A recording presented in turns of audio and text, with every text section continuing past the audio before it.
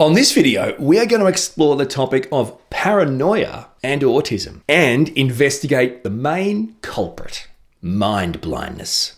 Let's go.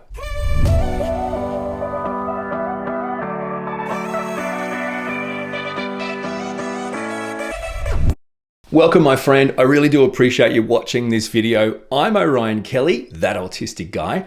I'm all about helping you raise your level of understanding, acceptance, and appreciation of the autistic community. So if that sounds like something you'd be interested in, you should definitely look at joining the most amazing YouTube community. And heads up, I've got a video podcast channel as well. Go and check it out. It's a dedicated video podcast YouTube channel, Orion Kelly Podcasts. Let's talk about paranoia and autism, or more appropriately put, and the main culprit of that idea of paranoia and autism, mind blindness. Plus, we'll discuss how mind blindness can affect relationships with autistic people.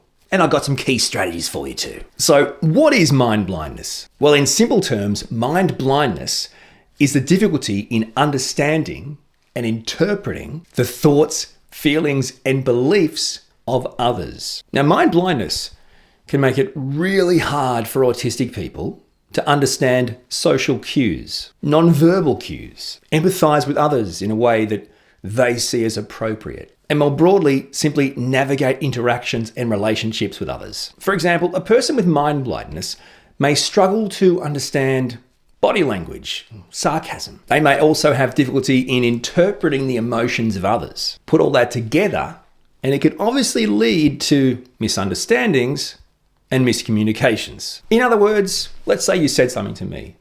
What you just said to me, because of mind blindness and the challenges I have, seemed like an attack to me. And to me, that means you must have intended to hurt me. You did it willingly and knowingly. Your intention was to criticize, was to hurt, was to attack me. That's what my brain is telling me. That's mind blindness. Of course, to some people, it can come across like pure paranoia. So how does mind blindness affect relationships with autistic people? Well, first up, in a relationship of any kind with an autistic person, mind blindness can make it really difficult for the autistic person to understand the other person's needs and feelings. Adding to that, we may also struggle to express our own emotions and feelings, leading to challenges in communication and things like intimacy. In social situations, mind blindness for autistic people can make it really difficult to pick up on things like group dynamics, or even to simply understand the nuances of social interaction. It may also cause us to struggle to initiate and maintain social connections, leading to isolation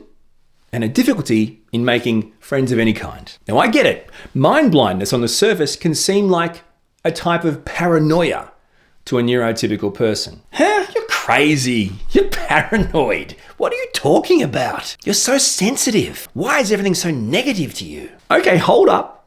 Remember, mind blindness is a difficulty in understanding and interpreting the thoughts, feelings, and beliefs of others. So if I interpret what you're saying as negative, as an attack, my only natural response will be to launch an immediate and counterattack in my defense of that perceived threat. In other words, I shoot back my own potentially harmful insults and criticisms. So we're basically in a situation where a neurotypical person has said something in good faith, with good intentions, meaning no harm. As an autistic person with mind blindness, I have interpreted what they've said as an attack. I attack back, and now the neurotypical person feels attacked. But even more than that, the neurotypical person views it as completely unprovoked, out of nowhere. Pure paranoia, man. An autistic person interprets both your words and motive for saying the words as negative, and therefore as a personal attack. See, this is a vicious cycle. Do you see what I'm saying? Let's do this cycle. Okay, so I struggle to understand and interpret your thoughts, feelings, and beliefs. You say something, and I therefore misunderstand or misinterpret your thoughts, feelings, and beliefs. I potentially interpret them as negative or critical or a personal attack. I react to that attack by launching a counterattack. And if you're anything like me, my counterattacks are hardcore. There will be no survivors. As a result of all this, The neurotypical person is now completely confused and potentially upset. This experience is damaging to the relationship. And as it occurs over time, repeatedly, the relationship is broken. That's mind blindness as it plays out between an autistic person and a neurotypical person. Write these down because here are some key strategies to help you navigate relationships with autistic people more successfully. The first strategy to overcome mind blindness is communicate openly and honestly. Now I get it, you're probably thinking no duh, but I would say back to you, but really, do you really do this? Now I reckon one of the most important things in any relationship is communicating openly and honestly. Being open and honest with your partner. It seems a given to me. Maybe it isn't to you. It's important in this context of a relationship with an autistic person. But why, Orion? Why is it so important for autistic people to hear communication that's open and honest? Well, some autistic people, like myself, can have difficulty in expressing our emotions or understanding our partner or friend or family members' feelings and emotions. See, open, honest communication leaves very little margin for error.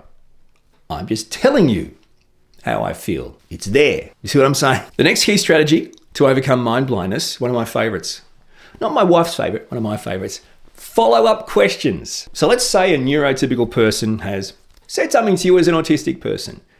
Okay, before you go ahead and launch the counterattack in World War III, maybe you should ask, and this is what I'm saying you should do, maybe you should ask some follow-up questions. Maybe you should clarify what actually is their intention behind the words, what they're actually trying to convey to you before you just, whoa, I'm being attacked, let's attack back. Now for neurotypical partners, friends, family members of autistic people, your part to play in this isn't so much asking the follow-up questions, it's being patient with having to answer them. But there's another way of navigating through that, potentially even avoiding it completely, and that is just front load what you're going to say.